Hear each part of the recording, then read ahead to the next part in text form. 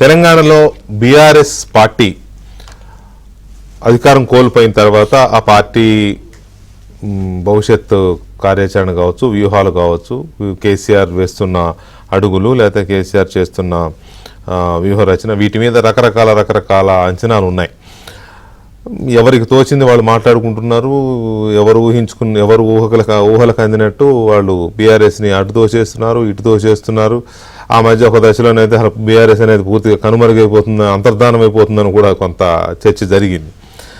ఏదేమైనా అంత ఈజీగా అయ్యే పని కాదు. ఎందుకంటే అది బలమైన పార్టీ. తెలంగాణ ఉద్యమ సంస్థ నుంచి పార్టీగా మారిన వ్యవస్థ అది.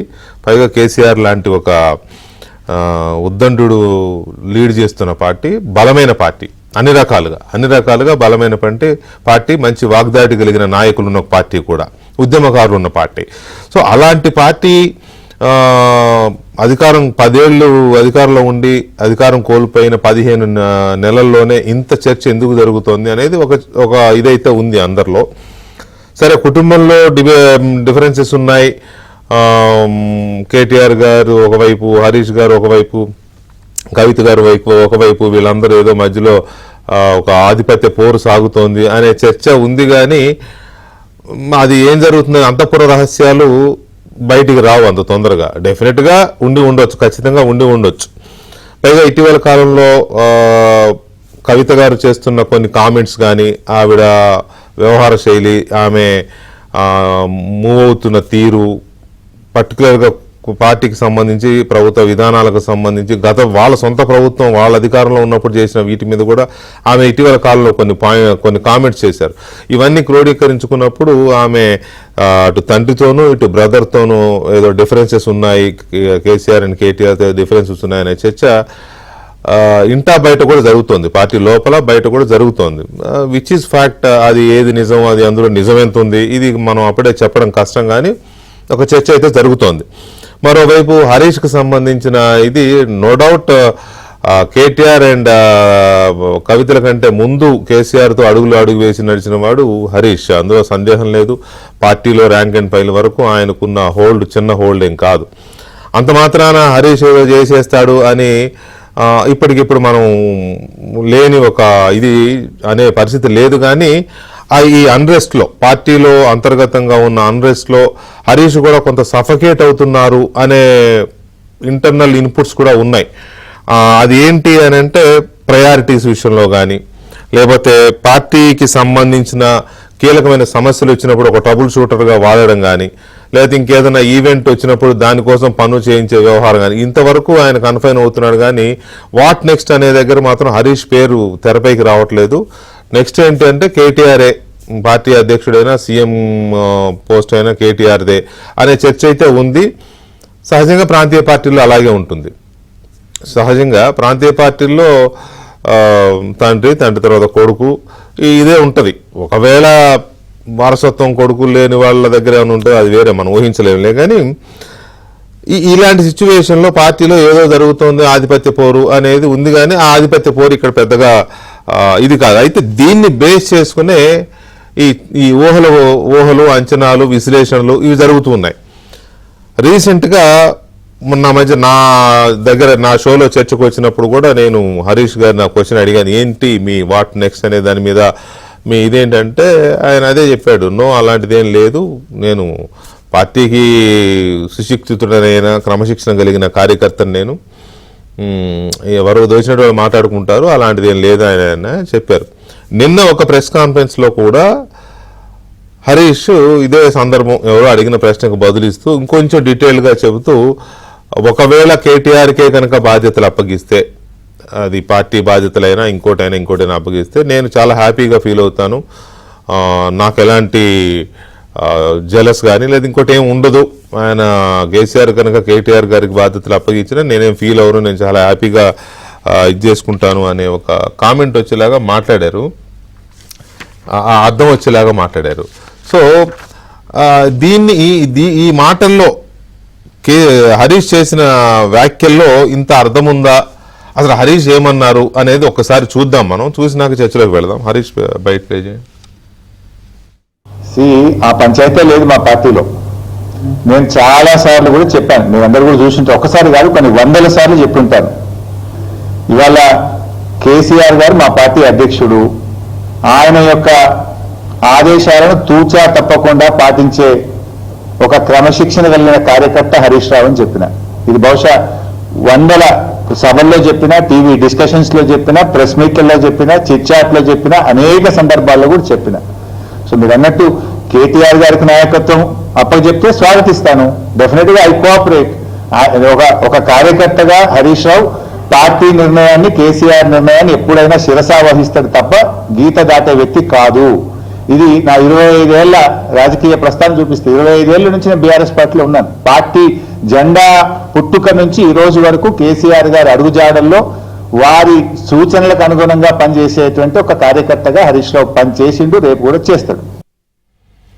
రైట్, అంతవరకు మనం ఆయన చెప్పిన దాంట్లో చాలా పాయింట్స్ మనం కన్సిడర్ చేయాల్సిందే. ఎందుకంటే మొదటి నుంచి కేసీఆర్ చెప్పిందల్లా చేసుకుంటూ పోవడం, గుడ్డిగా ఆయన చెప్తే ఎక్కడ దూకేయమంటే అక్కడ దూకేయడం, ఇది చేసుకుంటూ వచ్చారు. అది వేదవాక్కుగా కేసీఆర్ మాటని ఏమాత్రం సందేహించిన ఒక సైనికుడిలాగా చేసుకుంటూ వచ్చారు.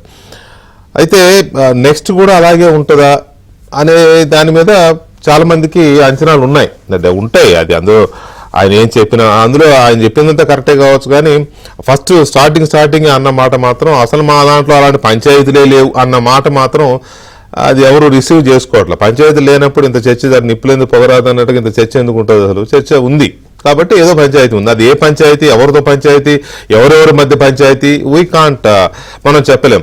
అయితే ఈ వ్యాఖ్యల్ని భారతీయ జనతా పార్టీ చాలా లోతుగా విశ్లేషించిందా, లేకపోతే ఆల్రెడీ వాళ్ళకున్న ఇంటెల్, వాళ్ళకున్న ఇన్పుట్స్, వాళ్ళకున్న ఇన్ఫో, వీటి ఆధారంగా హరీష్ మాటల్ని సింక్ చేసి చూసి ఇక జరిగిపోవాల్సింది జరిగిపోతుంది అని మాట్లాడారా తెలియదు. కానీ ఇవాళ గట్టి ఒక సర్జికల్ స్ట్రైక్ లాగా చేసి పడేసింది బీజేపీ. ఏంటి అది అంటే, కాంగ్రెస్ బీఆర్ఎస్ మధ్య అవగాహన కుదిరింది. బీఆర్ఎస్ కాంగ్రెస్ లో విలీనం అయిపోతుంది త్వరలో. విలీనం అయిపోవడమే కాదు, కేసీఆర్ని సీఎం చేయబోతున్నారు కాంగ్రెస్ వాళ్ళు. రేవంత్ రెడ్డిని తప్పించి కేసీఆర్ సీఎం అయి పోతాడు. అది రేపు జూన్ 3 అవుతుందా, లేకపోతే రేపు మళ్ళీ డిసెంబర్ 9 అవుతుందా, డిసెంబర్ 9 లోపు అవుతుందా ఏంటనేది డేట్ అనేది వాళ్ళు డిసైడ్ చేయాల్సింది. కానీ ఒప్పందం ఖరారు అయిపోయింది, ఇక ముహూర్తమే తరువాయి అన్న తరహాలో బీజేపీ మాట్లాడింది. అసలు హరీష్ రావు మాట్లాడిన మాటల్లో ఇంత అర్థం ఎక్కడుంది? పార్టీనే మెర్జ్ చేస్తారు అనే అంత అర్థం ఉందా? ఎట్లా బీజేపీ దీన్ని ఇలా విశ్లేషించింది? ఒకవేళ నిజంగానే మెర్జ్ చేయడానికి ఏమన్నా టీఆర్ఎస్ సిద్ధంగా ఉందా, బీఆర్ఎస్ సిద్ధంగా ఉందా కాంగ్రెస్ పార్టీలో విలీనం చేయడానికి? అసలు బయట జరుగుతున్న చర్చ బీఆర్ఎస్ బీజేపీ కలిసి పనిచేయబోతున్నాయి భవిష్యత్తులో అనే చర్చ కూడా ఉంది. బేసిక్ గా అది ఎక్కువ మాట్లాడుకుంటున్నారు. కాంగ్రెస్ తో బీఆర్ఎస్ కలుస్తుంది అనే దానికంటే బీఆర్ఎస్ బీజేపీతో కలిసి పనిచేయబోతుంది త్వరలో, ఆ ఏపీలో ఉన్న కూటమి తెలంగాణలోకి రాబోతుంది, ఆ కూటమిలో బీఆర్ఎస్ కలుస్తుంది అనే చర్చ చాలా ఎక్కువ ఉంది బయట. మరి బీజేపీ దాన్ని ఎందుకు ఎంచుకుంది?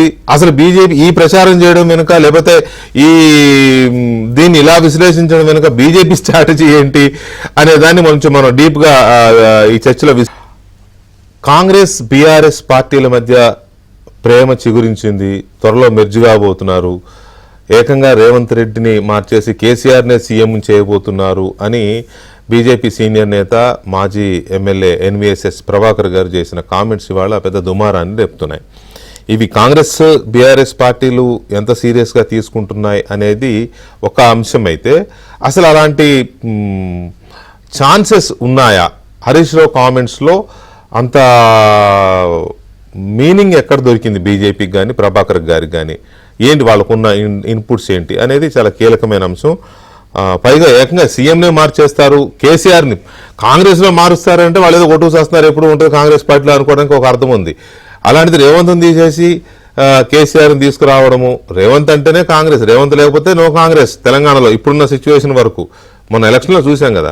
అలాంటి రేవంత్ని తప్పించేసి కేసీఆర్ని సీఎం చేస్తారు అనే చర్చ ఎంతవరకు వాళ్ళకున్న దీంట్లో ఉంది అనేది మనం ఒకసారి మాట్లాడదాం. మనతో బీజేపీ సీనియర్ నేత మాజీ ఎమ్మెల్యే ఎన్వీఎస్ఎస్ ప్రభాకర్ గారు ఉన్నారు. అలాగే కాంగ్రెస్ పార్టీ సీనియర్ నాయకులు ఎమ్మెల్సీ శాసనమండలి సభ్యులు అద్దంకి దయాకర్ గారు ఉన్నారు. అలాగే బీఆర్ఎస్ పార్టీ వైపు నుంచి దేవిప్రసాద్ గారు సీనియర్ నాయకులు, మాజీ శాసన మండలి సభ్యులు దేవిప్రసాద్ గారు మనతో చర్చలో పాల్గొంటున్నారు. ముందుగా ప్రభాకర్ గారు, మీకు హరీష్ రావు గారి స్టేట్మెంట్లో ఏంటి మీకు అంత కాన్ఫిడెంట్గా చెప్పారు ఇవాళ చెప్పడం? ఏం కనపడింది, ఏం వినపడింది అందులో? హరీష్ రావు గారు ఇప్పుడే ఎందుకు అలా మాట్లాడారు? హరీష్ రావు గారు ఆ పార్టీలో ఎప్పటి నుంచో ఉన్నారు. కేసీఆర్ గారు వారి అధ్యక్షుడు, ఆయనకు కూడా తెలుసు. కేటీఆర్ వర్కింగ్ ప్రెసిడెంట్ అని కూడా తెలుసు. తెలిసినా కూడా ప్రాంతీయ పార్టీలో కొడుకులే అవుతారని కూడా తెలుసు. తెలిసినా కూడా ఇప్పుడే ఆయన ఆ మాట మాట్లాడారు. ఎందుకు మాట్లాడారు, ఎవరు మాట్లాడిచ్చారు అన్నదే పాయింట్. ఒకవైపున డీల్ జరుగుతుంది, రెండు పార్టీల నడుమ డీల్ జరుగుతుంది, కానీ నాయకుల నడుమ రాజీ జరగల. ఏ నాయకుల మధ్య అంటే కుటుంబంలో నాయకుల నడుమ రాజీ జరగల. ఈ రాజీ జరగనటువంటి సందర్భంలో డీల్ కుదిరితే అది సరిగ్గా కింది వరకు ఉంటుందా, ఉండదా, లేకపోతే కొత్త కుంపట్లు ఏర్పడతాయా అన్నటువంటి ఒక విషయం వ్యవహారంలో భాగంగా ఆయనతో ఆ మాట చెప్పించాలి అని చెప్పని ఒక కండిషన్ లాగా పెట్టారు. మొన్న రజతోత్సవాలు కానివ్వండి అని చెప్పన్నారు. రజతోత్సవాల తర్వాత అనేక అంశాలు బయటకు వచ్చాయి. సరిగ్గా రజతోత్సవం రేపనగా నా షోకి వచ్చారు ఆయన, హరీష్ రావు గారు. ఆ రోజు నేను ఈ ప్రశ్న అడిగాను, ఏంటి మీరు సఫకేట్ అవుతున్నారు అనే చర్చ జరుగుతుందని. అంటే ఇక్కడ మాట్లాడినట్టే ఇంత మాట్లాడలేదు, కానీ నోనో అలాంటిదేం లేదు, నేను చాలా క్రమశిక్షణ గల కార్యకర్తనే. అవును, ఆయన క్రమశిక్షణే. కాబట్టి కేసీఆర్ జరుపుతున్నటువంటి డీల్లో అంతర్భాగంగా ఈయన ఎస్ అని మాట్లాడతాడు. మరి ఎస్ అని మాట్లాడుకుని నో అని మాట్లాడతాడా? కానీ కాంగ్రెస్ కావాల్సింది అది హరీష్ రావుతో చెప్పించాలి. హరీష్ రావు కూడా కలిసి ఉంటాడు ఈ డీల్లో అన్నది కావాలి. కాబట్టి నాయకుల నడుమ రాజకీయ పార్టీల నడుమ డీల్ జరిగినటువంటి వ్యవహారం. ఏం డీల్ అంటే మీకు ఓవరాల్ గా సోనియా అమ్మ మాట ఇచ్చింది, మాట నిలబెట్టుకుందని కేసీఆర్ అన్నారు. అప్పుడు అన్నారు, తర్వాత ఆ మాట ప్రకారంగా ముందుకు వెళ్ళాలి అన్నటువంటి విషయంలో కూడా కేసీఆర్ చాలా సందర్భాల్లో మాట్లాడాడు. మరి అది ఏ రకంగా జరుగుతుంది అన్నటువంటి ఒక విషయం. కాబట్టి ఇక్కడ రాజకీయ పార్టీల నడుమ డీల్ కుదిరింది, నాయకుల నడుమ రాజీ కుదిరింది. ఇది ఒక అంశం. ఇక రెండో అంశము, దీంట్లోనే మీరు చూస్తే ఇది కట్టుకథ అనుకోవటానికి వీళ్ళే, లేదా ఊహించినటువంటి అంశం అని అనుకోవటానికి వీళ్ళే.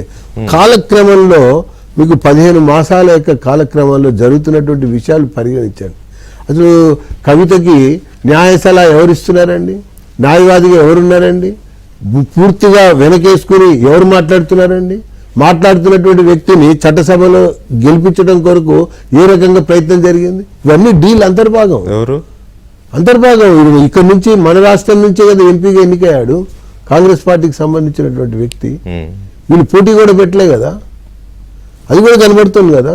అయిపోయింది. తర్వాత విచారణలు, ఒకవైపున కాంగ్రెస్ లో ఒక వర్గం, కాంగ్రెస్ లో కేసీఆర్ కావాలని కోరుకునే మరొక వర్గం. అదైతుంది కాంగ్రెస్ లో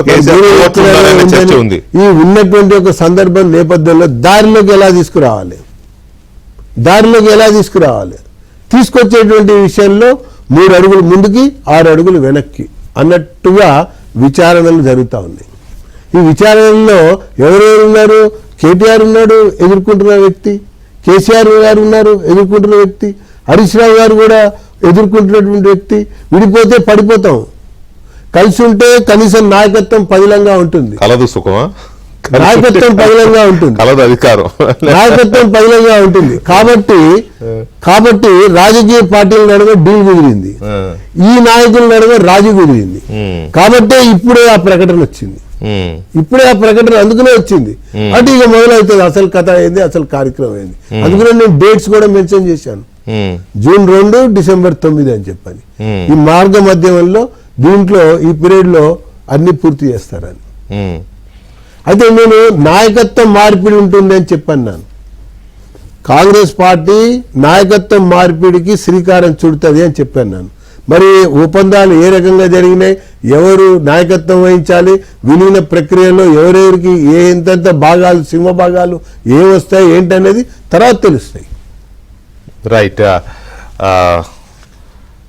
కొంచెం ఆసక్తికరమైన కామెంట్స్ ఇవి.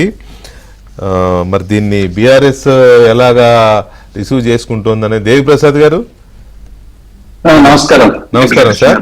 ఇది హరీష్ రావు గారు చేసిన కామెంట్స్ వెనుక ఇంత చర్చ లేకపోతే ఇంత ప్లాన్ ఉంది, ఇది కాంగ్రెస్ ప్లాన్ లో భాగంగానే హరీష్ రావు ఈ మాటలు మాట్లాడుతున్నారు, మాకు సంతోషమే కేటీఆర్ని ఏం చేసినా లేకపోతే కేసీఆర్ ఏ నిర్ణయం తీసుకున్నా అనే రకంగా మాట్లాడుతున్నారు.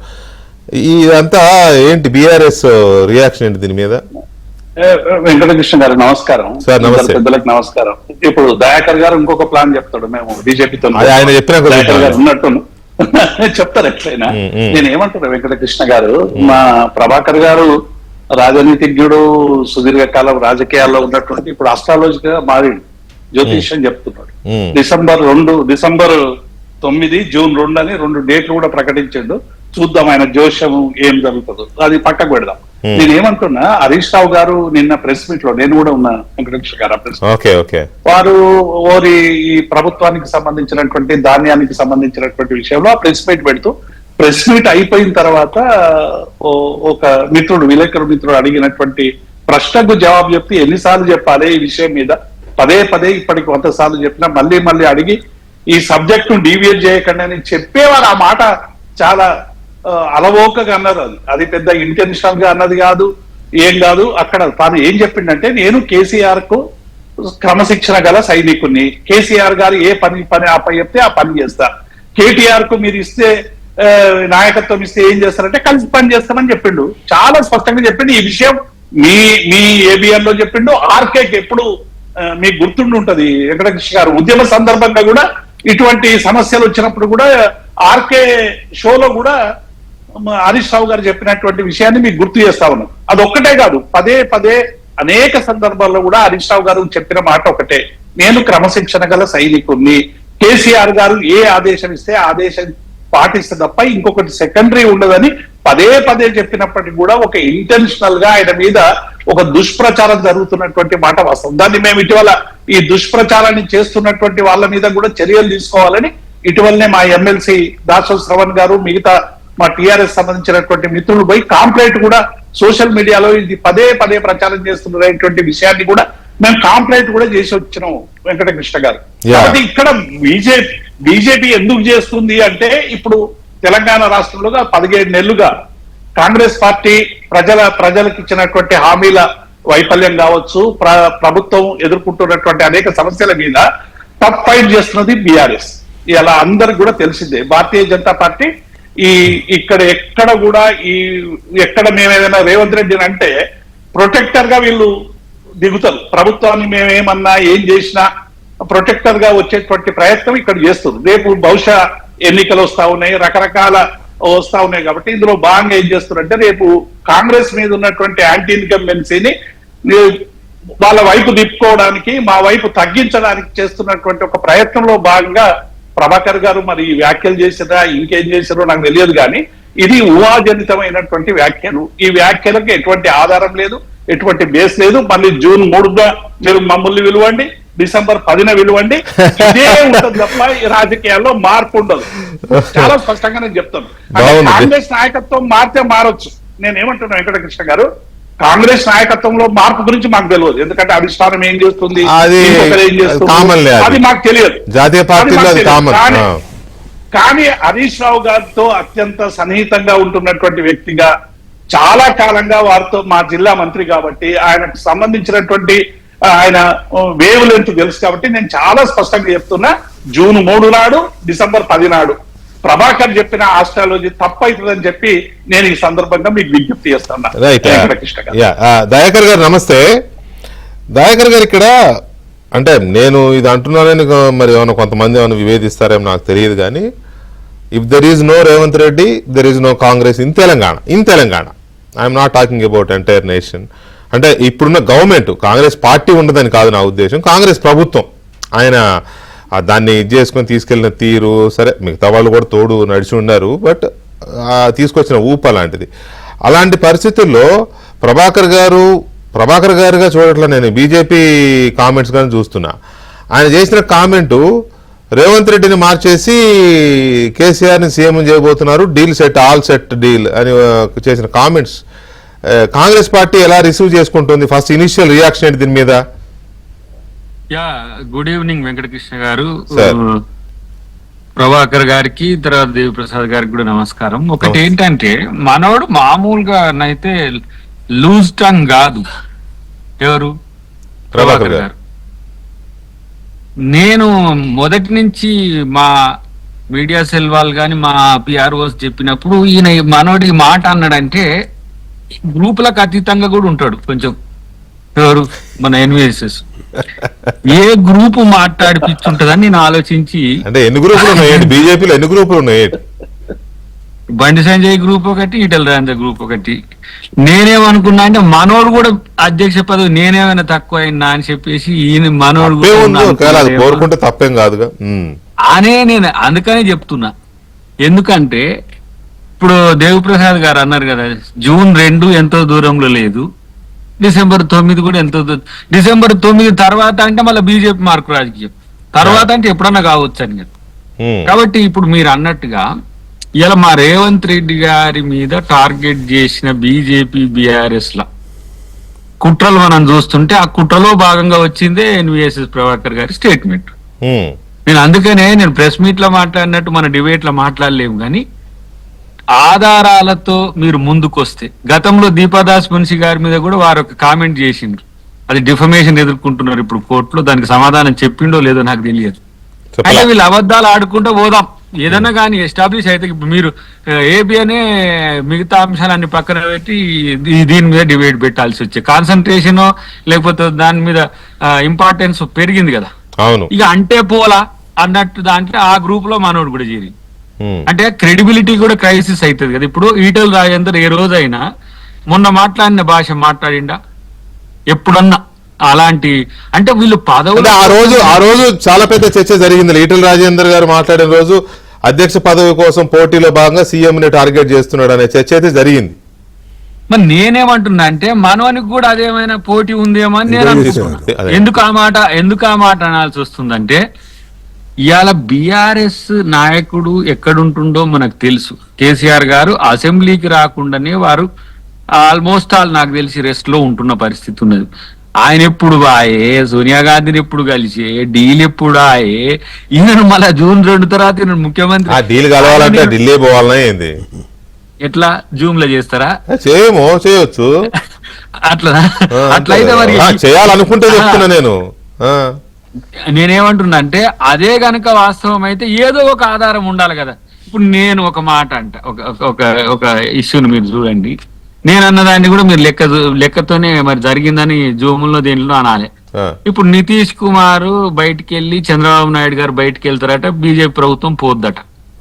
నమ్ముదామా? నమ్ముదామంటే నమ్ముదాం. అంటే అనడానికి మరి అదే మరి ఆలు లేదు సూలు లేదు అల్లుడి పేరు సోమలింగం అన్నట్టు ఇట్లాంటి వాటి మీద కూడా ఇప్పుడు అందుకనే నేను అంటున్నది, వారి క్రెడిబిలిటీ పక్కన పెట్టండి. ఇవాళ ప్రజలకు కన్ఫ్యూజన్ రాలే, ఇన్ని రోజులు ఏమో ఒక తీరుగున్నది ఇప్పుడు ఒక తిరిగేది బీజేఆర్. రాజకీయాల పర్పస్ అది కదా Dayakar, either convince or confuse. మీరే అంటున్నారు ప్రజల్లో కన్ఫ్యూజన్ రాలేదా అని, వచ్చింది. వాళ్ళ టార్గెట్ అది కన్ఫ్యూజన్ క్రియేట్ చేయాలి అని. నేనేమంటున్నా, కన్ఫ్యూజన్ క్రియేట్ చేయడానికి వాస్తవాలను కూడా వాడొచ్చు కదా, అబద్ధాలను ఎందుకు వాడాలి? ఇప్పుడు మా సోనియా గాంధీ గారైనా, ఖర్గే గారైనా, లేకపోతే మా రాహుల్ గాంధీ గారైనా, మొన్న రాహుల్ గాంధీ గారు వచ్చినప్పుడు ఏం స్టేట్మెంట్ ఇచ్చిండ్రు? ఎవరైనా మీరు బీఆర్ఎస్ తో పొత్తు అంటే అయితే వెళ్ళిపోండి, లేదంటే మిమ్మల్ని డిస్మిస్ చేస్తా అన్నాడు, సస్పెండ్ కూడా కాదు. ఏది అన్నాడు, ఎన్నికల కంటే ముందే అన్నాడు, వరంగల్ సభలో గెలిచినాక మా కేసీఆర్ గారు అవసరం ఏందో ఒక మాట చెప్పు. ఇప్పుడు కేసీఆర్ గారిని ఓడగొట్టిన ఆయనే ఇలా మా నాయకుడు, మా ముఖ్యమంత్రి, ఆయనను చూసి ఓర్వలేకనే బీఆర్ఎస్ బీజేపీ కుళ్ళుకుంటున్న పరిస్థితి. ఇలా ఎన్ని పథకాలు చేస్తుంది, ఇదేంది కథరా అని చెప్పి పుంకలుగా అబద్ధాలను ప్రచారం చేయడానికి బీజేపీ ట్రోల్ టీమ్స్ దయాకర్ గారు ఇది ఇంటెన్షనల్ గా చేశారా లేకపోతే పూర్తిగా వాళ్ళకున్న ఏమైనా సోర్సెస్తో చేశారా అనేది కూడా కొంత, ఎందుకంటే బీజేపీ కేంద్రంలో అధికారంలో ఉంది కాబట్టి వాళ్ళకి ఉన్న ఇంటెలిజెన్స్ రిపోర్ట్స్ ఏమైనా వస్తున్నాయా తెలియదు కదా, అంత పగడ్బందీగా ప్లాన్ గా డేట్స్ సహా చెప్పే ప్రయత్నం కదా. ఒక్క మాట వినండి, నేనేమంటున్నా అంటే ఎవరైనా సరే ఆధారాలు లేకుండా మాట్లాడితే ఆరోపిస్తే దాన్ని రాజకీయమే అంటారు. మేము కూడా రేపు అదే చేస్తాము, మీరు చేయబోతున్నాయి మేము చేస్తాం, కాకపోతే మీకు కొంచెం ఈ పైసలు ఎక్కువ ఇచ్చి దేశవ్యాప్తంగా చేసే ట్రోల్ టీమ్స్ తో చేస్తారేమో కానీ అసలు బీఆర్ఎస్ ని కొందరేమో కాంగ్రెస్ తో కలుపుతారు, కొందరేమో బీజేపీతో కలుపుతారు. బీఆర్ఎస్ కంటూ ఏమి ఉండదా, దానికి ఒక అంటే దానికి ఒక బలము, దానికి ఒక పద్ధతి ఉంటది కదా. ఎందుకు ఆ పార్టీని అటు కొందరు ఇటు కొందరు ఇసురుతున్నారు, బంతి ఆట ఆడుతున్నారు, ఎవరికి దోచినట్టు వాళ్ళు అనేది కూడా మాట్లాడారు. ప్రభాకర్ గారు, ఇక్కడ 2 క్వశ్చన్స్ కి మీరు ఆన్సర్ చేయాల్సిన పరిస్థితి వచ్చింది. బీఆర్ఎస్ దేవిప్రసాద్ గారు చేసిన స్ట్రైట్ ఇదేంటంటే కాంగ్రెస్ ప్రభుత్వం మీద వస్తున్న యాంటీ ఇన్కంబెన్సీని వ్యతిరేకత అంతా బీఆర్ఎస్ వైపుకి మళ్ళుతోంది కాబట్టి వాళ్ళకు అనుకూలంగా మారుతుంది, దాన్ని డైవర్ట్ చేయడం కోసం మీరు ఈ రకమైన మాటలు మాట్లాడారని. దయాకర్ గారేమో ప్రజల్లో ఒక కన్ఫ్యూజన్ క్రియేట్ చేయడం కోసం సీఎం టార్గెట్ చేసి మాట్లాడిన మాటలు లూజ్ టంగ్ కాదు కానీ ఇదిగా జరిగిపోతుంది మీది అనేది. ఇప్పుడు సీఎంని వాళ్ళ అధిష్టానమే టార్గెట్ చేసింది, అది గ్రహించాలి దయాకర్ గారు ఒకటి. తర్వాత రెండోది ఈవెంట్స్ జరుగుతూ ఉంటాయి కదా, పొలిటికల్ ఈవెంట్స్, దాన్ని బట్టి ఒక నేరేషన్ అనేది తయారవుతుంది. మీరు గమనించాలి ఈ విషయం. ఇప్పుడు చెన్నై చెలిమైందండి, చెన్నైలో వీళ్ళు కలిసి కూర్చోలేదా, కలిసి ఆలోచించలేదా, మీటింగ్ అయినా సరే ఒక పార్టీ పడరాని పార్టీ వస్తుంటే ఇంకొక పార్టీ రాకపోవడం అనేది జనరల్ గా సారీ ఏమనుకోవద్దు. ఇప్పుడు కేంద్ర ప్రభుత్వము తీసుకుంటున్న ఒక కీలకమైన నిర్ణయం విషయంలో తీసుకోలేదు, ఒక ఆలోచన చర్చ జరుగుతున్న నేపథ్యంలో ఏదో మన సౌత్ స్టేట్స్ కి నష్టం జరుగుతోంది అనే ఉద్దేశంతో మీటింగ్ కాల్ఫర్ చేశారు. పోవట్లే. ఇప్పుడు స్టాలిన్ గారు లైక్ మైండెడ్ బీజేపీయేతర పార్టీలను ఆయన పిలిస్తే ఇక్కడ నుంచి ముఖ్యమంత్రిగా ఈయన వెళ్ళినాడు, కీలకమైన మరో ప్రతిపక్ష పార్టీగా ఆయన వెళ్ళినంత మాత్రాన మీరు గిట్టకపోవచ్చు 2 పార్టీలు అంటే, అంత మాత్రం వాళ్ళిద్దరు అలయ బల వెళ్ళారని ఎట్లా అంటారు? ఓకే, చెన్నై చెలిమి కనబడుతోంది, దానికి మీరు ఇంకొక ఏదో వర్షన్ ఇచ్చారు. మరి ఢిల్లీ దోస్తీ సంగతి ఏంది? ఢిల్లీలో లోక్సభలో రాజ్యసభలో పలు సందర్భాల్లో ఖర్గే గారి యొక్క చేంబర్ లో కలిసి కూర్చుని ఆలోచించినటువంటి సందర్భాలు లేవా? ఎన్నో ఉన్నాయి, ఫోటోలు ఉన్నాయి, సోషల్ మీడియాలో వచ్చినాయి. కలిసి ఆ రకంగా మాట్లాడాలనుకున్న విషయాలు కూడా లోక్సభ రాజ్యసభలో మాట్లాడినటువంటి సందర్భాలు ఉన్నాయి కదా. ఢిల్లీ దోస్తీ కనబడింది, చెన్నై చెలిమి కనబడింది. తర్వాత న్యాయ సలహాకు సంబంధించిన విషయంలో మరి కవితని కాపాడుతున్నటువంటి వ్యక్తికి అవకాశం కలిగించి ఏకగ్రీవ ఎన్నిక చేసినటువంటి విషయానికి ఏం మాట్లాడతారు?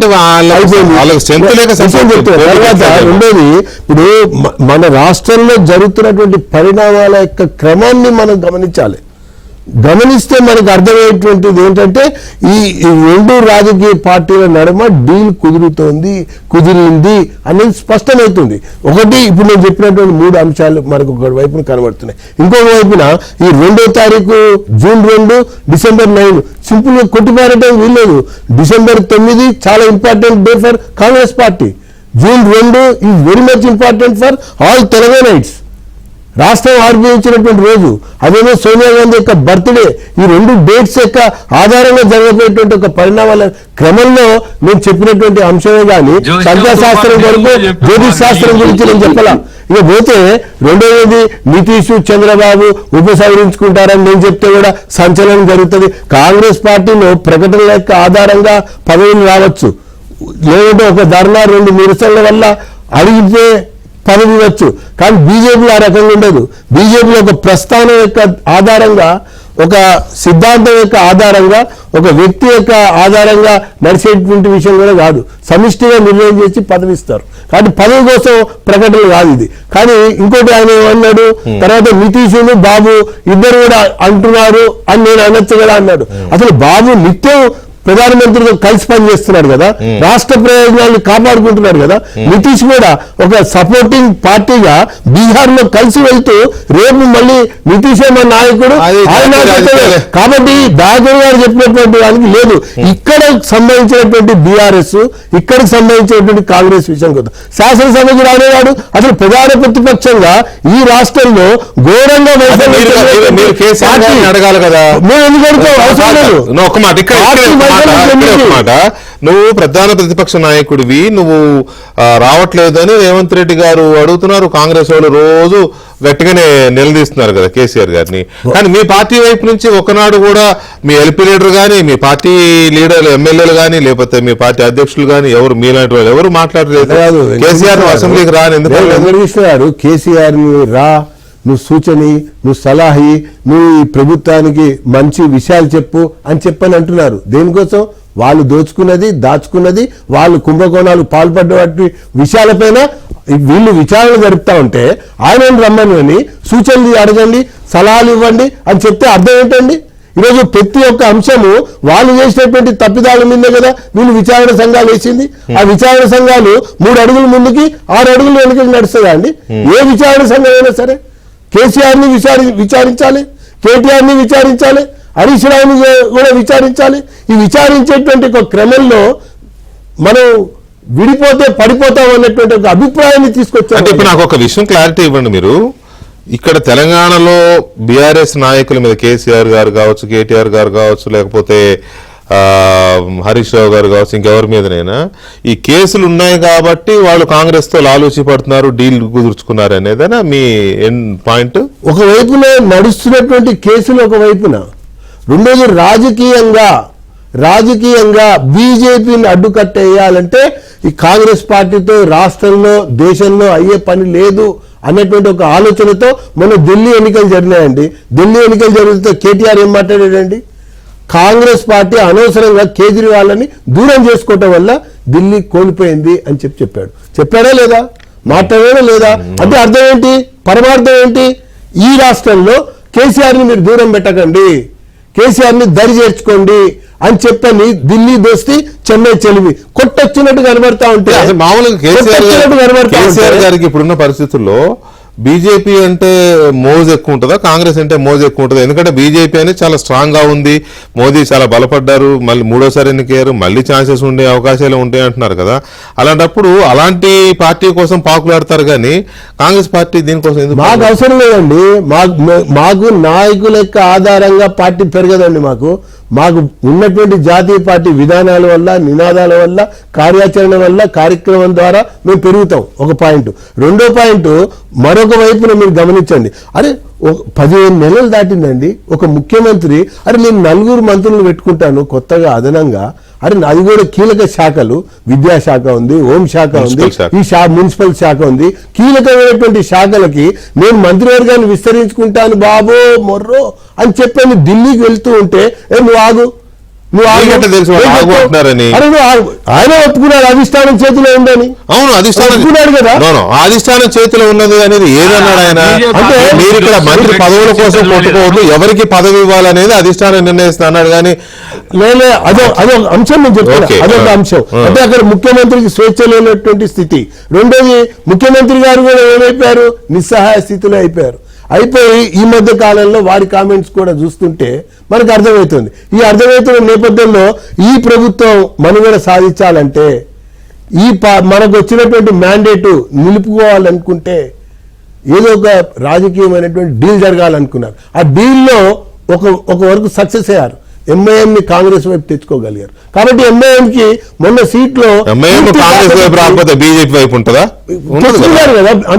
అంతకుముందు వరకు బీఆర్ఎస్ ఎంఐఎం ని తెచ్చుకుని వాళ్ళకి ఒక ఎమ్మెల్సీ సీటు విషయంలో సంకలనం వేసుకుంటూ భుజాలు తడుముకుంటూ వాళ్ళకి ఆ యొక్క సీటు ఎన్నిక ఇచ్చారు. ఒకవైపున మన యొక్క రాజకీయ క్రమంలో ఒకవైపున ప్రధాన ప్రతిపక్షంగా కాంగ్రెస్ కొట్టుమిట్టాడుతూ మీరు ఎంత క్లోజ్ గా వెళ్ళిపోయారు కాదు, మీరు ఎంత క్లోజ్ గా వెళ్ళిపోయారనంటే ఏకంగా డేట్లు కూడా ఫిక్స్ చేశారు. డేట్లు కాదు. 15 రోజుల్లో రాబోయే జూన్ 2 ఒక డేట్ గా పెట్టారు.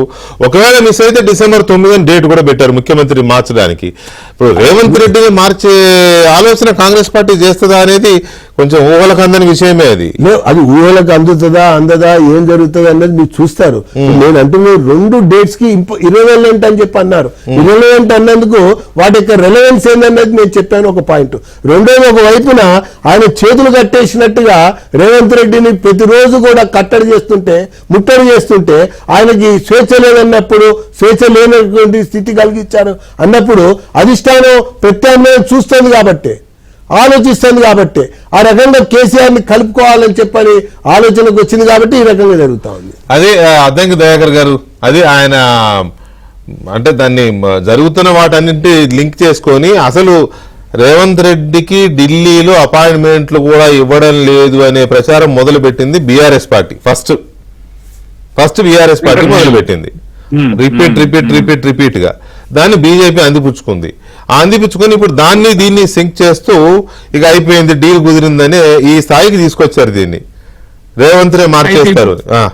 అయితే ఇప్పుడు వీళ్ళకి అసలు సమస్య ఏమొచ్చిందని ఆలోచిస్తున్నా మనోడు మాట్లాడుతున్నప్పుడు. ఇలా మా రాహుల్ గాంధీ అహ్మదాబాద్ మీటింగ్ లో 10 నిమిషాలు తెలంగాణ గురించి మాట్లాడండి. తెలంగాణ మోడల్, ఇండియా మోడల్ అని. ఓబీసీ బిల్ పాస్ అయింది, తర్వాత ఎస్సీ క్లాసిఫికేషన్ బిల్ పాస్ అయింది. సరే, సన్నబియ్యం ప్రస్తావన రాహుల్ గాంధీ గారు తెలియదు కానీ మా ముఖ్యమంత్రి అని చెప్పి రాహుల్ గాంధీ గారు అనడం అనేది బీఆర్ఎస్ కి ఎట్లా నచ్చుతుందో బీజేపీ కూడా అట్లా నచ్చట్లేదు. అంటే ఇవి ఒక తాను ముక్కలే అని మనకి అర్థమవుతున్నాయి. దీనికంటే ఎక్కువ లిట్మస్ ఏముంది ఒకటి. కానీ నేను ఒక సజెషన్ అయితే ఇవ్వగలను. ఇవంతా చూసిన తర్వాత బీజేపీ నాయకులకు సైక్రియాటిస్టులు, సైకాలజిస్టులు అవసరం. ఇప్పుడు మేము ఉచితంగా వైద్యం చేయిస్తాం, ప్రభుత్వంలో ఉన్నాం కాబట్టి. ఒకరి తర్వాత ఒకరు పొంతన లేని మాటలు. ఈటల రాజేందర్ ఒక టైపు, బండి సంజయ్ ఒక టైపు, కిషన్ రెడ్డి ఒక టైపు, మనోడు ప్రభాకర్ ఒక టైపు. రేపు ఇంకెవరు వస్తారో భయం అవుతున్నది. కనీసము ఇప్పుడు భయపెడుతున్నారు కదా మొత్తానికి.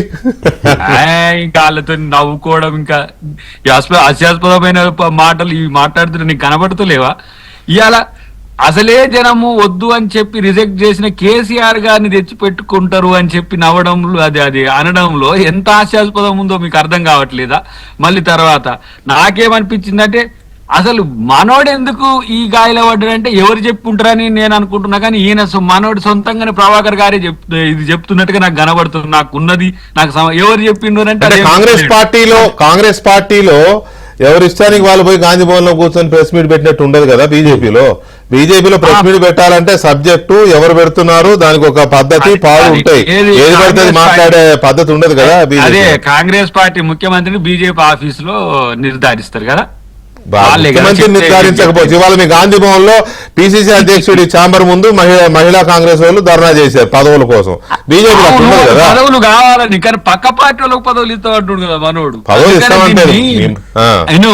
ఒకటి వెంకటకృష్ణ గారు, దీన్ని ప్రజలు నవ్విపోదురుగాక అనేది ఒక చర్చ అయితే, మనం ఈ చర్చ పెడుతున్నప్పుడు ఒక సింకింగ్ అనేది ఉండాలి, లేకపోతే దానికి సంబంధించిన ఒక కనెక్టింగ్ అనేది ఉండాలి.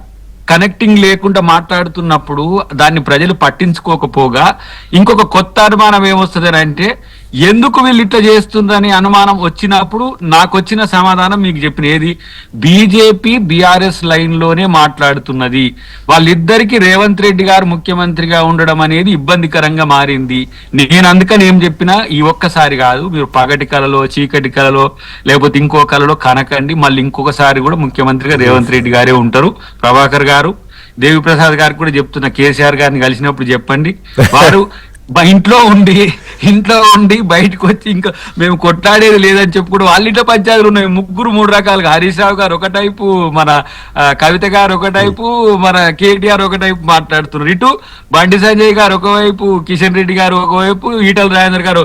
మీ ఇంట్లో కుంపట్లకు మాకెందుకు, మా మీద ఎందుకు పడుతున్నారు? మేము ప్రజల పక్షాన మేము ఇలా ఇబ్బందులు పడుతున్నాం. చూడండి మీరు, తెలంగాణ ఆర్థిక వ్యవస్థ మొత్తం ఛిద్రం చేసిన ఈ ఇద్దరే తెలంగాణలో మళ్ళీ పథకాలు అమలు కావట్లేవు అని అనే పరిస్థితికి వచ్చింది.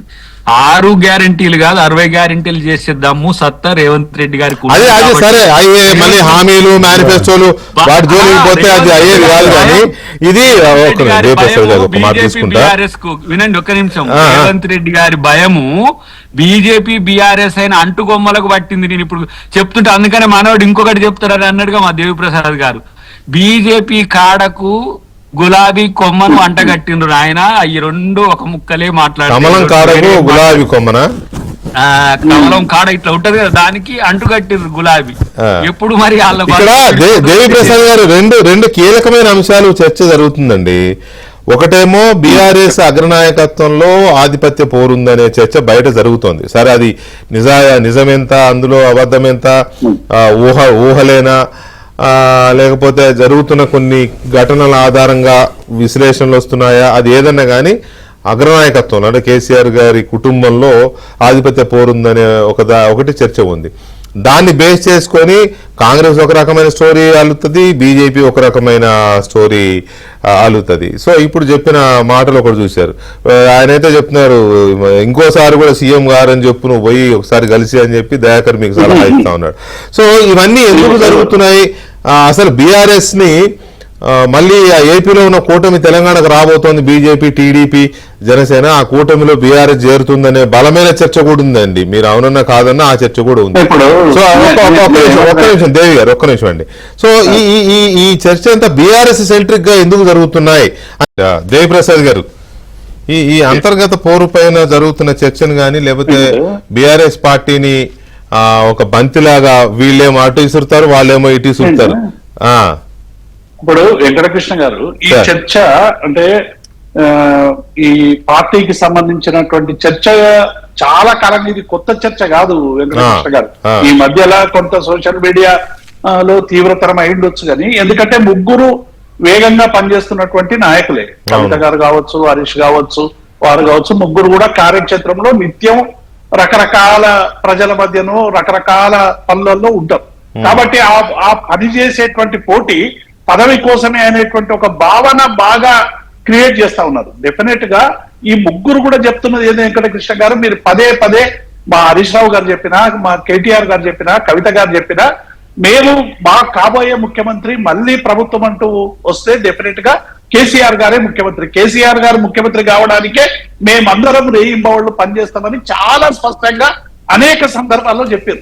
కాబట్టి కేసీఆర్ గారు మా నాయకుడు ఉన్నంత వరకు ఇంకొక రెండోటువంటి ప్రసక్తే లేదు వెంకటకృష్ణ గారు. చాలా స్పష్టంగా ముగ్గురు, అటు కేటీఆర్ అయినా, హరీష్ అయినా, కవిత గారైనా అనేక సందర్భాల్లో స్పష్టం చేసినప్పటికీ కూడా పదే పదే డెఫినెట్ గా పనిచేస్తున్నటువంటి క్రమంలో కొన్ని డెఫినెట్ గా ఉంటాయి. ఆ వాటిని భూతద్దంలో చూపించి రకరకాలుగా చేసేటువంటి ప్రయత్నాలు చేస్తారు.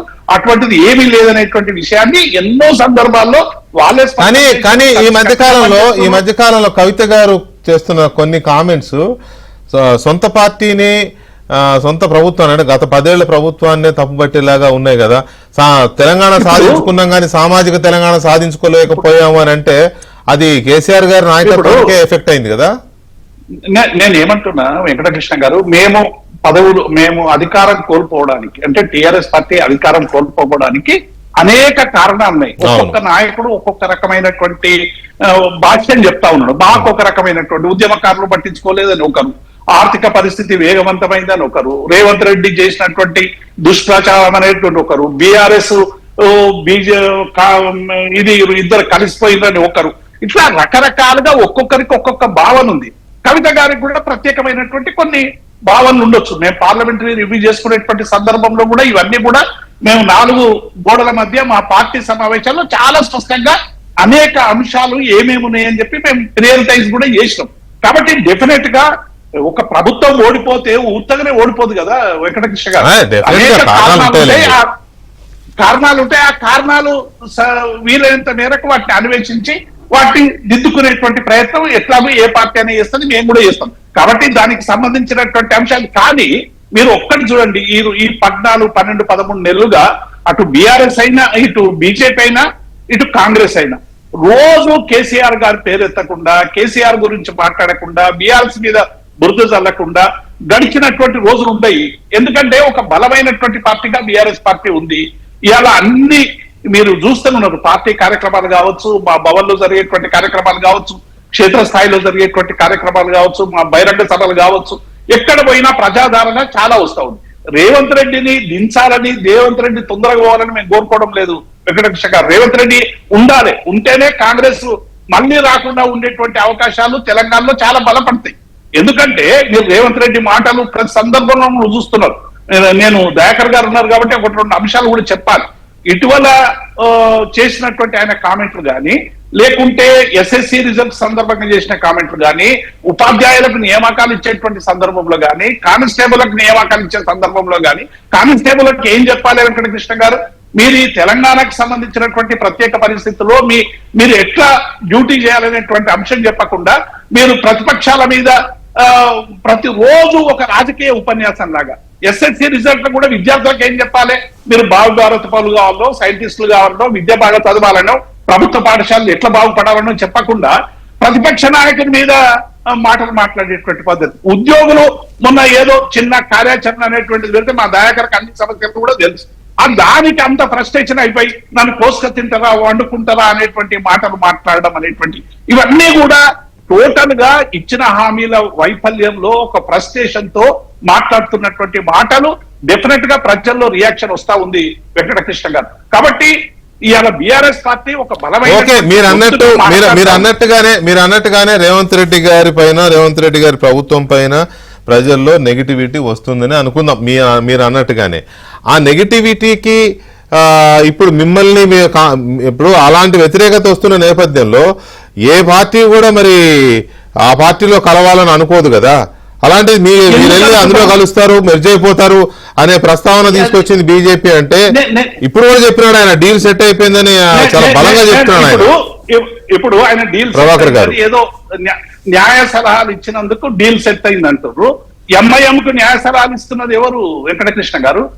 ఎంఐఎం కు ఒక నాయకునికి కేసులో బీజేపీ నాయకులు, ఇక్కడ కాదు దేశవ్యాప్తంగా కూడా ఆ డీల్ సెట్ అయింది వాళ్ళిద్దరి మధ్య, ఇంకొకటి రాకుండా. రెండోది నేను ఏమంటున్నా, రాజకీయాలు డిబేట్ లో ఎందుకు బయటపడే చెప్పుకున్నారు కదా, అందరికీ స్పష్టమే. ఈ రాష్ట్రంలో ఒక ఎంఐఎం నాయకునికి వకాల్తా ఉంచుకున్నది ఎవరు తెలియదా? అడ్వకేట్ గా పనిచేసిన వాళ్ళు ఎవరు తెలియదా? అది వృత్తిపరమైనటువంటి సమస్య, దాన్ని మేము ఫోకస్ చేయాలనుకుంటలేము. ఇలా ప్రభాకర్ గారు చెప్పారు కాబట్టి, న్యాయ సలహాలు తీసుకుంటున్నారని చెప్పారు కాబట్టి చెప్పినాం, అంతే తప్ప మేము వాళ్ళకేదో న్యాయ సలహాలు ఇచ్చినందుకు డీల్ సెట్ చేసుకున్నారని అంటలేం కదా. చెన్నైలో ఏం డీల్ సెట్ అయింది వెంకటకృష్ణ గారు? మేము ఇలా కేంద్ర ప్రభుత్వం అనుసరిస్తున్నటువంటి ఫెడరల్ స్ఫూర్తిగా వ్యవహరిస్తున్నది, సౌత్ రాష్ట్రాల పట్ల సౌత్ తల్లి చూపించేటువంటి ప్రమాదం ఉంది. దీనివల్ల అన్ని సౌత్ స్టేట్స్ ఒక్కటిగా ఉండాలనేటువంటి ఒక కాన్సెప్ట్ తో అందరూ మాట్లాడుకున్న దానిలో మేము కలిసిపోతామా?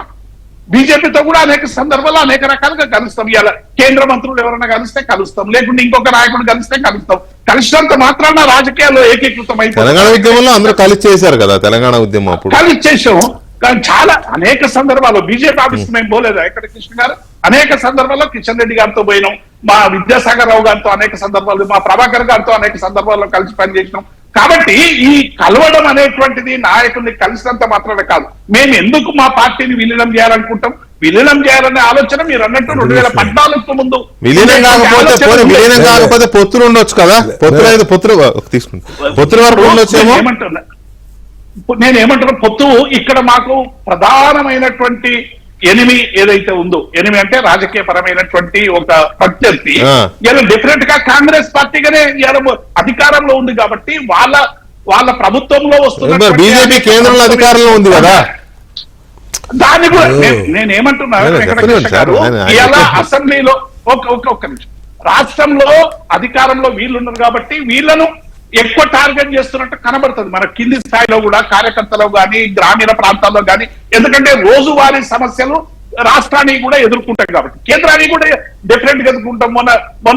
మొన్న మా కేసీఆర్ గారు చెప్పలేదు అనేక సందర్భాల్లో, ఇవాళ ఈ ఫెడరల్ స్ఫూర్తికి వ్యతిరేకంగా మేము చెన్నై పోయినామంటే బీజేపీకి వ్యతిరేకంగా కాదా? బీజేపీతో మేము ఎన్నడైనా ఇది చాలా వ్యూహాత్మకంగానే ఈ రకమైన ఇది జరుగుతున్నట్టుంది. సరే, ఇందులో నిజానిజాలు ఏంటి అనేది కాలం చెప్పాలి. కానీ ప్రభాకర్ గారు, ఇక్కడ మొన్న ఎలక్షన్స్ లో 2023లో తెలంగాణ అసెంబ్లీకి జరిగిన ఎన్నికల్లో కాంగ్రెస్ పార్టీ చాలా బలంగా చేసిన ప్రచారం ఏంటంటే బీజేపీ బీఆర్ఎస్ ఒకటే, బీఆర్ఎస్ కోటేస్తే బీజేపీకి వేసినట్టు. ఇదే కదా రేవంత్ రెడ్డి గారి మెయిన్ క్యాంపెయిన్ ఇది. అది బీఆర్ఎస్కి చాలా నష్టం చేకూర్చింది, మొత్తం మీద కాంగ్రెస్కి బాగా లాభం జరిగింది. సో అదే స్టాండ్ ఇప్పుడు మీరు తీసుకొని కాంగ్రెస్ బీఆర్ఎస్ ఒకటే అని చెప్పి మీరు లాభపడదామని అనుకుంటున్నారా? ఇది ఆ స్ట్రాటజీయా? ఇప్పుడు వెంకటకృష్ణ గారు బీజేపీ జాతీయ స్థాయిలో పవర్లోకి వచ్చింది, అవును. తెలంగాణ ఎన్నికలు అయిపోయినాయి. దేశవ్యాప్తంగా జరుగుతున్నటువంటి రాజకీయాలు చూడండి, రాజకీయాలు చూస్తున్న దాంట్లో ఒకరి పొడ ఒకరు గిట్టనటువంటి పార్టీలన్నీ కూడా కలిసి పోటీ చేయటమా లేకపోతే పోటీ చేసిన తర్వాత కలవటమా అనేది కూడా అనేక రాష్ట్రాల్లో కనబడుతున్నాయి. మీరు గమనించాలి ఈ విషయం. ఇక్కడ విషయానికి వస్తే దీపాదాస్ మున్షి గారి మీద నేను ఒక ఆరోపణ చేశాను. ఆరోపణ చేసిన దానికంటే ఎక్కువ ఆరోపణలు వాళ్ళ పార్టీకి సంబంధించిన వాళ్ళే అధిష్టానానికి చేయటం వల్ల ఆమెను ఇంటికి పంపారు. తర్వాత మీనాక్షి గారి మాటలు, మీనాక్షి నటరాజు గారి యొక్క వ్యవహారాలు రాగానే రేవంత్ రెడ్డిని 4 సందర్భాల్లో తప్పుపట్టింది. 4 సందర్భాల్లో. నేను ఇంకా మీరు డిబేట్ టైం ఎక్స్టెన్షన్ ఉంటే అవి కూడా చెప్పగలను. ఒకటి. తర్వాత రెండోది, ఇక్కడ మరొక వైపున రేవంత్ రెడ్డి గారు నిస్సహాయుడుగా చాలా సందర్భాల్లో మాట్లాడుతూ వస్తున్నారు. సెక్రటేరియట్లో కూర్చుందనే చర్చ కూడా జరిగింది, మాట్లాడుతూ వస్తున్నారు. ఇది అయిపోయింది. తర్వాత ఇక బీఆర్ఎస్ అనేది ప్రతిపక్ష పాత్రలో ఫెయిల్ అయిపోయింది. ఇప్పుడు రాజకీయ సమీకరణలు కావాలి, రాజకీయ యొక్క కలయికలు కావాలి. వీటి కొరకు కొత్త ఎత్తుగడలు దేశంలో అనేక చోట్ల ఒక్కొక్క రాష్ట్రంలో కాంగ్రెస్ ఒక్కొక్క రకంగా చేస్తూ వస్తుంది. ఈ చేస్తూ వస్తున్నటువంటి నేపథ్యం క్రమంలో జరుగుతున్నటువంటి ఒక వ్యవహారం ఇది అన్నది ఒకటి. తర్వాత రెండోది, ఇంకో మనం ఆలోచిస్తూ పోతుంటే మీకే అర్థమవుతుంది, ప్రతి సందర్భంలో కూడా ప్రతి సమయంలో కూడా అసలు ఎవరైనా ఊహించారండి టీఆర్ఎస్ లో టీ అన్న పదం పోయి బీఆర్ఎస్ వస్తుందని ఎవరైనా ఊహించారా? ఆ సందర్భంలో కూడా ఇంటర్నల్ గా తప్పు పట్టింది హరీష్ రావే, ఫస్ట్ పాయింట్. రెండోది, ప్రాంతీయ పార్టీని జాతీయ పార్టీగా మారుస్తాం అని అన్నప్పుడు కూడా ఇంటర్నల్ గా తప్పు పట్టింది కూడా హరీష్ రావే. ఈ 2 విషయాలు. అయితే తర్వాత క్రమంలో ఇప్పుడు కూడా ఈ చర్చలు జరుగుతున్నటువంటి సందర్భంలో కూడా హరీష్ రావు నోటనే ఈ పూట ఆ మాట రావాలి అన్నటువంటి ఒక కండిషన్ లో భాగంగానే నాయకుల నడుమ అది ఎవరో అడిగితే చెప్పిన మాట కదా. దాన్ని ప్రెస్ మీట్ పెట్టారు, మిమ్మల్ని ఏదో క్వశ్చన్ అడుగుతారు ప్రెస్ మీట్ కి వచ్చిన రిపోర్టర్లు ఎవరో, మీరు దానికి సమాధానం చెప్తూ చెప్పే మాటలు కొన్ని ఉంటాయి. అట్లాగే ఆయన కూడా ఎవరు అడిగితే చెప్పిన దానికి ఇంత అర్థం ఉందా? ఇప్పుడు ఈయన ఇన్స్టాగ్రామ్ ఫాలోవర్ గా ఆయన వెళ్ళిపోయాడని, ఆయన ఇన్స్టాగ్రామ్ ఫాలోవర్ గా నేను చూశాను అంత ప్రెస్ కాన్ఫరెన్స్ నేను చూశాను. ఈయన ఇన్స్టాగ్రామ్ ఫాలోవర్ గా ఆయన వెళ్ళిపోయాడని, వార్త కాదని, తర్వాత ఇంకో క్రమంలో ఇంకొక వస్తే అది కూడా వార్త కాదని, ఆ రజతోత్సవాల్లో ఆ ఫోటో ఈ ఫోటోనే ఉన్నాయి, ఇంకో ఫోటో లేదని అనేక కథనాలు వచ్చిన సందర్భంలో వివరణ ఇవ్వాలి, సవరణ ఇవ్వాలి అన్నటువంటిది ఒక అంశం. రెండో అంశం, ఈ క్రమంలో కొత్త కుంపట ఉన్న కుంపట అన్నటువంటి ఒక అంశం కూడా వచ్చినప్పుడు ఆయన నోట ఈ పూట కేసీఆర్ నాయకత్వం మాట పలకాలి అన్నటువంటి ఒక వ్యవహారంలో అంతర్భాగంగానే ఆ యొక్క ప్రకటన. ఇక్కడ నేను అన్నది అదే, రాజకీయ పార్టీల నడుమ డీల్ కుదిరింది, నాయకుల నడుమ రాజీ కుదిరింది అని చెప్పాను. ఆ తర్వాత క్రమం 2 డేట్లు ప్రస్తావిస్తూ నాయకత్వం మార్పిడి అదే చెప్పాను కదా. జూన్ 2 అనేది తెలంగాణ ఆవిర్భావం, డిసెంబర్ 9 అనేది కాంగ్రెస్ సోనియా గాంధీ యొక్క జన్మదినం. ఆ లింకుడుగా కాంగ్రెస్ కి అది ఇంపార్టెంట్, తెలంగాణ రాష్ట్రానికి ఇది ఇంపార్టెంట్. ఈ ఇంపార్టెంట్ నేపథ్యంలో ఏదో ఒకటి కారణం కావాలి. ఇప్పుడు టీఆర్ఎస్ ని బీఆర్ఎస్ మార్చేటప్పుడు కూడా కేసీఆర్ ఎంత లాజిక్ పెట్టాడండి. లాజిక్ పెడితే వీళ్ళందరూ ఒప్పుకోలే, వీళ్ళందరూ అదొక తర్వాత జాతీయ స్థాయి నాయకుడిగా ఫెయిల్ అయ్యారా లేదా, జాతీయ పార్టీగా ఫెయిల్ అయ్యారా లేదా, పక్క రాష్ట్రాల్లో అధ్యక్షులను ప్రకటించి ఈ రాష్ట్రానికి అధ్యక్షుడు ఎందుకు ప్రకటించలే? నిన్ను కార్యనిర్వాహక అధ్యక్షుడు అన్నాను, ఆయన శాసనసభలో ఉపనాయకుడుగా అని చెప్పి అన్నాను అని బ్యాలెన్స్ చేయబోయాడు. ఇవన్నీ జరుగుతున్నటువంటి ఒక ఇంటర్నల్ లెక్క కూపు. ఈ కూపులో రీకూపింగ్ కోసం అని చెప్పని ఆయన చేత ఒక ప్రశ్న అడుగుతున్నాం. ఇప్పుడు సౌత్ రాష్ట్రాల్లో బీజేపీ ఎంత బలంగా ఉన్నా సౌత్ లో ఇంకా చాలా సాధించాల్సింది చాలా ఉంది. దాని మీద చాలా దృష్టి పెట్టారు కూడా మీరు. తమిళనాడులో ప్రయోగాలు చేస్తున్నారు, కేరళలో చేస్తున్నారు, కర్ణాటకలో ఒకసారి వస్తున్నారు, ఒకసారి కాంగ్రెస్ వస్తుంది. కర్ణాటక ఒకటి మీరు బాగానే ఉన్నారు, ఒరిస్సా పక్కన పెట్టండి. తెలంగాణలో ఇంకా చాలా చేయాల్సింది చాలా ఉంది. సో ఈ పరిస్థితుల్లో అయితే గీతే లైక్ మైండెడ్ పార్టీస్ని లేకపోతే ఇంకా ప్రాంతీయ పార్టీని ఏపీలో కలుపుకున్నట్టు పొత్తులు పెట్టుకున్నట్టు అట్లా మీరు ఆలోచిస్తారు కానీ కాంగ్రెస్ ఎందుకు ఆలోచిస్తుంది? మీరు ఎందుకు బీఆర్ఎస్ని ఆలోచించరు? మేము దక్షిణాది రాష్ట్రాల్లో బలపడాలంటే ఈ సమీకరణల ఆధారంగా అనుకోలేం. మేము ఉద్యమాల ద్వారా, ఆందోళన ద్వారా, ఆ రకమైనటువంటి ఒక కార్యక్రమాల ద్వారా మేము తెలంగాణలో ఎదిగాం. తెలంగాణలో ఎదిగి ఆ పర్సంటేజ్కి మేము వచ్చామంటే కారణం అదే. ఆ క్రమంలో మాకు ఎంపీకి 8 సీట్లు వచ్చాయి. రాష్ట్రంలో అసలు మేమే ఇది పాయింట్. ఎంపీకి 8 సీట్లు వచ్చిన దాంట్లో కూడా బీఆర్ఎస్ పాత్ర ఉన్నది. బీఆర్ఎస్ నాయకులు స్వయంగా బీజేపీ ఓట్లు వేయండి అని చెప్పి ప్రచారం చేశారనే వెంకటకృష్ణ గారు చెప్తానండి. కాంగ్రెస్ బీఆర్ఎస్ అండర్స్టాండింగ్ ఉండటం వల్లనే బీఆర్ఎస్ ఎమ్మెల్యే కాంగ్రెస్ టికెట్ మీద పోటీ చేస్తాడు. బీఆర్ఎస్ సంబంధించినటువంటి ఎమ్మెల్యే కూతురు కాంగ్రెస్ పార్టీ దాని మీద పోటీ చేస్తుంది. జరిగినటువంటి ఎంపీ ఎన్నికల్లో కూడా కాంగ్రెస్ బీఆర్ఎస్ కార్పొరేటర్ చనిపోతే మీరు వెళ్ళి అడిగారు కదా మాకు మద్దతు. ఎవరు అడగలే. అది జరిగినట్టు అకాల మరణం చాలా జరిగినాయి. కానీ ఇదేంటి, బీఆర్ఎస్ ఎమ్మెల్యే కాంగ్రెస్ ఎంపీగా పోటీ చేయటం ఏంటి? బీఆర్ఎస్ ఎమ్మెల్యే కూతురు కాంగ్రెస్ ఎంపీగా పోటీ చేయటం ఏంటి? మిగతా రాష్ట్రాల్లో అసలు డీల్ అప్పటి నుంచే జరుగుతూ వచ్చింది. ఈరోజు Congress wants number game at centre to combat BJP. అది సాధ్యం కావట్లేదు. ఉన్నటువంటి ఒక కలుపుకోవాలి. ఢిల్లీలో నువ్వు పోటీ చేయి, ఇద్దరం కలిసి బీజేపీని తర్వాత నిలబడిద్దాం అని అనుకున్నారు. అది ప్రయోగం నిష్క్రయంగా అయింది, ఫెయిల్ అయింది. కాబట్టి కేటీఆర్ మాట్లాడాడు. అసలు కేజ్రీవాల్ ని దూరం చేసుకున్నారు మీరు, ఆయన కనుక కలుపుకున్నట్టయితే బీజేపీని ఆపుకునే వాళ్ళమని చెప్పన్నారు. ఫైనల్ గా ఏమైనా ఒకటి మాత్రం వాస్తవం, జరగబోయేటువంటి విషయం నేను గతంలో కూడా చెప్పాను. ఈటెల రాజేంద్ర గారు బయటకు వస్తారని చెప్పాను. నేను బయటకు వచ్చేటట్టుగా పంపబడతారని కూడా చెప్పాను. నేను ఆ ప్రకారంగా ఈటెల రాజేంద్ర గారు కూడా బయటకు వచ్చారు. నేను ఎమ్మెల్యేగా ఉన్నప్పుడు మాట్లాడిన. ఇప్పుడు బీఆర్ఎస్ కాంగ్రెస్ రాజకీయ పార్టీల నడుమ డీల్ కుదిరింది. రైట్, అది దయాకర్ గారు. అది ఏంటంటే 2023 ఎన్నికల్లో మీరు ఎట్లయితే బీజేపీ బీఆర్ఎస్ ఒక్కటే అని ఎట్లయితే మీరు ఒక బలమైన క్యాంపెయిన్ జనంలోకి తీసుకెళ్లి సక్సెస్ అయ్యారో, ఇప్పుడు దీన్ని బేస్ చేసుకుని బీఆర్ఎస్ నాయకుల మీద ఉన్న కేసులు అంశాలు కానీ లేకపోతే ఇంకా ఇతర ఇప్పుడు ఆయన చెప్పినవన్నీ కలిపి కాంగ్రెస్ తో డీల్ డీల్ దాని పేరే డీల్, డేట్లు కూడా. సో ఇది ఒకటి ఆయన ఎస్టాబ్లిష్ చేస్తారు. అది ప్రభాకర్ గారి వాయిస్ లాగా నాకు అనిపించట్లే. ఆయన చెప్తుంది బీజేపీ తీసుకున్న స్టాండ్స్ లాగా. తొందరపడి ముందే ఒక కోయిల కూసిందంటారు గాని, అంటే చెప్పాల్సిందంటావా? కాదు, తొందరపడి ఒక చిలుక ముందే జోస్యం చెప్పింది అన్నట్టు అనుకోవాల్సి వస్తుంది. ఒకవేళ అట్లా కూడా అంటే ఎన్నికల ముందు చేస్తారు ఈ జిమ్మిక్స్. అయితే నాకు ఇక్కడ అర్థమైంది ఏంటి మనోని విన్న తర్వాత అంటే, ఇది మేబీ కిషన్ రెడ్డి గారు మనోన్తో చెప్పించి ఉంటాడు. ఎందుకంటే కిషన్ రెడ్డి గారిని కేసీఆర్ కి ఇష్టం లేదు. బండి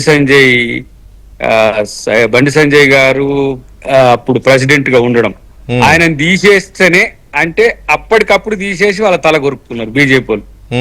ఇప్పుడు కిషన్ రెడ్డి గారు మళ్ళీ మార్చాల్సి వస్తే బండి సంజయ్ని పెట్టాలనా లేకపోతే ఈటెలను పెట్టాలనా? ఈటెలది రిజర్వ్ అయింది తీర్పు అని చెప్పి బయట ప్రచారం జరుగుతుంది కదా.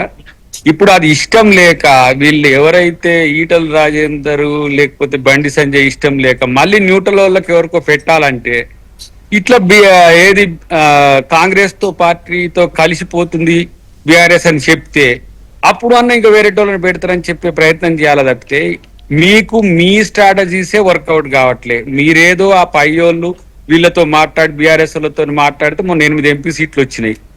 0 ఎంపీ సీట్ల వాళ్ళతోని కేంద్రంలో ఉండే మా పార్టీ డీల్ కుదురుస్తుందా? ఇది ఏమన్నా నమ్మశక్యం ఉన్న ముచ్చట? ఏమన్నా వచ్చేది ఉందా వాళ్ళతో? మళ్ళా ముఖ్యమంత్రిని చేస్తామట మేము, ఎవరిని? కేసీఆర్ ని. కాబట్టి ఇంతకంటే వాళ్ళ దిగజారుడు రాజకీయాలకు దివాలకు రాజకీయాలకు ఇంకొకటి లేదు. కాబట్టి నేను ఇవాళ అంటున్న బీజేపీ పడిపోతున్న నావా అని ఇప్పుడు ప్రభాకర్ గారు చెప్పినట్టు కనబడుతుంది నాకు. ఎందుకంటే మాది నడవదు కాబట్టి కాంగ్రెస్ కాయ పోతుండేమో కేసీఆర్ అనే ఒక అనుమానం వచ్చి ఉంటుంది మనోనికి. కాబట్టి రేపటి రోజున మోడీ ఉంటాడో ఉండడో అనే అనుమానం ఉంటేనే కేసీఆర్ ఒక మూవ్ అయిందంటే రాజకీయ ప్రయోజనం లేకుండా ప్రాంతీయ పార్టీలు ఎప్పుడు కూడా మూవ్ కావు, అది ఏ పార్టీ అయినా కానీ సరే. ఒక మాట మనం అనుకుందాము, ఒక చర్చ సింపుల్ గా, అసలు బీఆర్ఎస్ ని ఎందుకు బందాడు ఆడుకుంటున్నారు? మీరేమో బీజేపీ వైపు నెడతారు, బీజేపీ మీ వైపు నెడతారు. ఆ పార్టీకి ఒక బలం ఉందండి, అది ఒక స్ట్రాంగ్ బేస్ ఉన్న పార్టీ, కేసీఆర్ గారి లాంటి లీడర్ ఉన్న పార్టీ. డిఆర్ వెంకటకృష్ణ ఇప్పుడు మీ రెండు పార్టీలు లేకపోతే అది బతకలేదా? దానికి బతుకు ఉండదా? DR Venkatakrishna garu, ah, you see the Andhra Pradesh also. Ah, ఈ గోడ మీది పిల్లులకు ఎప్పుడు కూడా ఏ వాటం పోవాలనో తెలియదు. జగన్ ఎటు పోయినాడు ఇప్పుడు? ఉమ్. ఏడున్నాడు జగన్? ఏడున్నాడు? జగన్ మిత్రుడైన కేసీఆర్ ఏడున్నాడు? ఉమ్. గోడ మీద ఉన్నారు. ఉమ్, కాబట్టి వాళ్ళని ఎవరైనా ఆడుకుంటారు, గోడ మీద ఉంటే అటు ఇటు ఆడుకుంటారు, ఇట్లా రాజకీయ ప్రయోజనాల కోసం ఎటైనా చేస్తారు. కాబట్టి ఇప్పుడు జాతీయ విచారధారలో కాంగ్రెస్ పార్టీ ఆలోచన విధానం ఒకటైతే బీజేపీ ఆలోచన విధానం ఒకటి. ఎటు ఉన్నారో వీళ్ళిద్దరిని చెప్పమా, నాకు ఒకసారి చెప్తే నేను అప్పుడు అర్థం చేసుకుంటా. కాబట్టి ఇట్లా ఆడుకోవడానికి బీజేపీ మీతోనే కలిసి ఉన్నారు కదా, మీతోనే కలిసి ఉన్నారు కదా కేసీఆర్. చెన్నై చెన్నైకి వచ్చే, ఢిల్లీ దోస్తికి వచ్చే, గల్లీలో అన్ని రకాల సహకారంతో ఏకగ్రీవాలు చేసుకునే. ఒక్క నిమిషమే, అకాలీలు మాతో ఉన్నారా? చంపేసి. శివసేన మాతో వచ్చినందుకు వాళ్ళని చంపేసిండ్రు. అక్కడ బిఎస్పీ పాపం ఆమె ఏదో నడుపుకుంటుంటే ఆమెను చంపేసిండ్రు. వీళ్ళ విషకవిగిల్లో ఉన్న ఇప్పుడు వీళ్ళిద్దరిని కూడా చంపే కుట్ర బీజేపీ చేస్తుంది. మళ్ళీ వీళ్ళుంటే సెకండ్ వాళ్ళు వస్తారు, బీఆర్ఎస్ వాళ్ళు వస్తారు. కాబట్టి కాంగ్రెస్ తో అంటగడితే పోలా అయిపోద్ది. ఇప్పుడు బీఆర్ఎస్ చంపే కుట్రలో భాగంగా బీజేపీ చేస్తున్న ఇదంతా అదే ఎత్తుగడ. అది వాళ్ళు ఆలోచించుకోకపోతే వాళ్ళ సమస్య. వాళ్ళ ఇంట్లో జరుగుతున్న పంచాయతీలు ఉన్నాయి కదా, దాన్ని బేస్ చేసుకొని హరీష్ రావు ఇచ్చిన ప్రెస్ మీట్ కు మనోడు ప్రభాకర్ గారు రెస్పాండ్ అయిందంటే, అసలు ఇక్కడ దెబ్బేమో మోకాలకు తాగిందంటే అరికాల్లో మందు పెట్టినట్టు ఉన్నది. వాళ్ళు ఏమన్నా దీనికి దానికి పొంతన ఉంది. ఈ ప్రచారాన్ని బీఆర్ఎస్ ఎట్లా తీసుకుంటుంది? బీఆర్ఎస్ అగ్రనాయకత్వం సరే, ఇప్పుడు మనకి దేవిప్రసాద్ గారు లాంటి వాళ్ళు దాన్ని కౌంటర్ చేసే ప్రయత్నం చేసిన అగ్రనాయకత్వం నుంచి ఎలాంటి రియాక్షన్ వస్తుంది దీని మీద అనేది కూడా చూడాల్సిన అవసరం ఉంది. చూద్దాం, రేపు ఎల్లుండిలో మళ్ళీ కేటీఆర్ గారు, హరీష్ గారు, ఇంకెవరన్నా రియాక్ట్ అవుతారా చూడాలి. చాలా ఆసక్తికరమైన పరిణామాలు కదా ఇవి. చూద్దాం ఏం జరుగుతుందో. Thank you very much Dayakar గారు, ప్రభాకర్ గారు అండ్ దేవిప్రసాద్ గారు. థ్యాంక్ యూ వెరీ మచ్ అండి చర్చలో పాల్గొన్నందుకు. ఇది వాటి డిబేట్.